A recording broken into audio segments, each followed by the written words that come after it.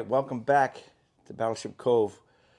Preserving the fleet here. We're going into details now and the restoration on Joseph P. Kennedy Jr. through the After Berthing apartments, the engineering berthing being redone, but becoming again the Burke Museum, but being restored in some respects as well. Paul's been challenging this one and running the gambit.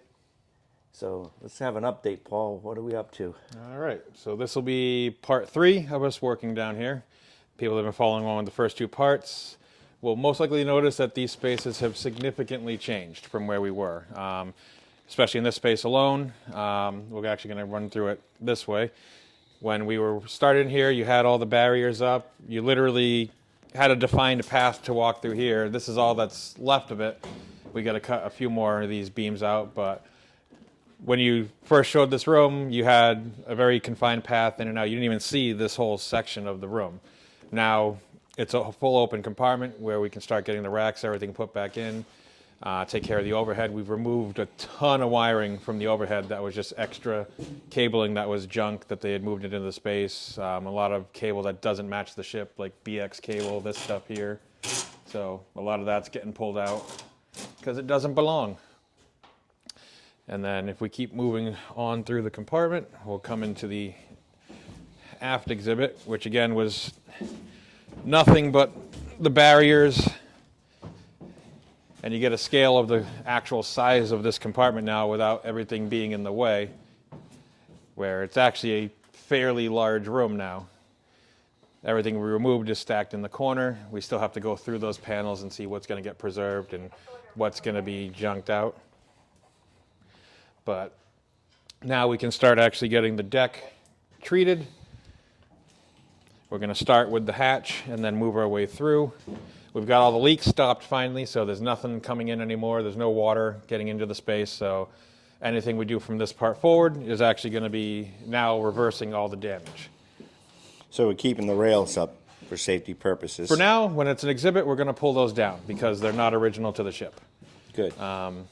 We took the big vent down that was there. It's actually on the deck over here because, again, we need to get to the overhead. Right. All the hanging cables and wires from the old ventilation system are gone because they weren't original to the space. Was that the K-gun, I believe that is? Yeah, in the mine? that's the K-gun for them. We Depth just moved those charges. for now. They're probably going to stay down here to be part of the destroyer exhibit. The actual helm is staying where it is. We just got to move it slightly because the lockers are going to go back in place. So again, this is another part of the museum that's essentially an important part of destroyer history that's being preserved but added. It's not the right place, but as part of the museum, you want to keep it. Yeah. There's actually a history behind this. I don't know what it is, though. Rich Angelini actually knows why that's down here. It's from another destroyer. Is that the Walker? I don't know. So that's something that Rich would have to clarify. But you can see, again, the flashing where the old storage lockers were down below on the bulkhead. So it gives us the space to lay out where we're going to put the new ones in when we get them fabricated. And we have to pull out the leftovers. This is just grinding flush and taking out all the crap. But here you can see the bracket for the lockers as well, and the original rack brackets that weren't cut out, thank God. So we have a bracket over here for the bunk, for the lockers for the bunks as well, right, Paul? We're going to be doing something with that? Yep, all the bunks are going to be getting put back in.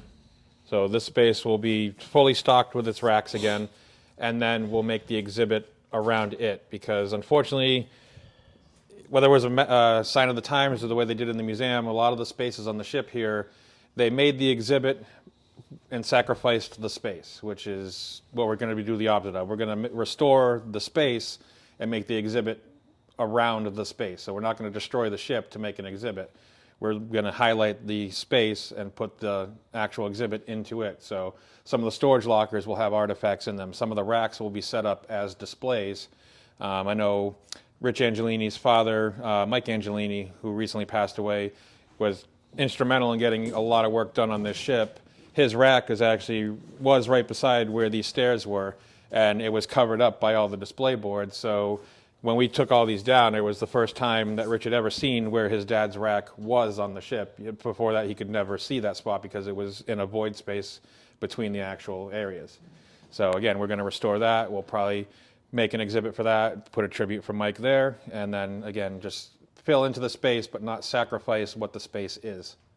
Which is good. It's a good aspect. You want to preserve the history, yet you want to show the different aspects of it instead of just, they lost the concept when I was here as a kid helping them out do this, and it was a birthing apartment. We got plenty of birthing apartments as an example, but we have to learn that preserving and not changing and making the ship back to what it was, and you're well on the way to that, it seems.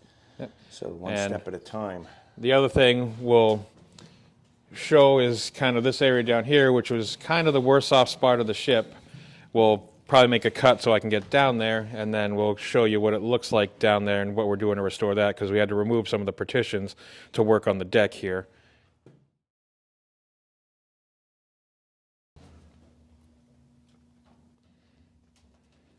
All right, so we're down in the chemical warfare locker now, which is right below the main Burke exhibit. In the past videos, you saw all the equipment that we moved up on deck. It all came out of these spaces. These were filled almost to the ceiling with just equipment. Literally, that's the bottom of the ship. That's the hull. That's the outer skin. So we're directly, this is the keel, by the way. Over the shafts. Shafts would be port and starboard of us. and down here, it's a lot of paint down there, but there's pretty much zero rust. It's a lot of dirt and a lot of paint chips from the bulkheads. So we actually lucked out pretty good down here. There's not a lot really work to do down here other than cleaning and a coat of paint. But the main reason we want to get these spaces cleared out was just to have it cleared out so we could see the condition here. And then also around the hatch coming down here is where most of the metal deterioration happened, and that's what we're going to be reversing. So some of the partitioning down here we pulled out so we can get to the metal, needle gun it, cut out the bad steel, and then in the next week or two we're going to be putting fresh metal back in and get all that fixed up. Well, we won't be needle gunning the hull. But no, but the hull doesn't need it. Just for you people who understand, we are cognizant of everything going on here, and we are doing it systematically and carefully. Preserving the fleet is a very difficult task to do, and a lot of details you have to pay attention to, and you can't just have anybody just come in here and hack at it. You have to systematically plan your work out step by step, and you seem to got the well in hand and going and directing them fine, Paul. And these are just interesting spaces because every spot of the ship was used, and when you're walking down on the decks, you don't realize what's below you, and unfortunately the public never sees down here because most of these hatches are closed, but there's just a lot of equipment here, and like I said, this was chemical warfare locker. I'm not sure what was aft of us. I think that was electronics spares. Probably. But again, all the original racks are in there, all the original storage bins are in there, so it's just a really cool space to see how it was organized down here. So this is when you're looking at a typical ship, you have voided spaces during design, and when they design the ship over all the hull length and the spaces, they stop plugging things in as they need it.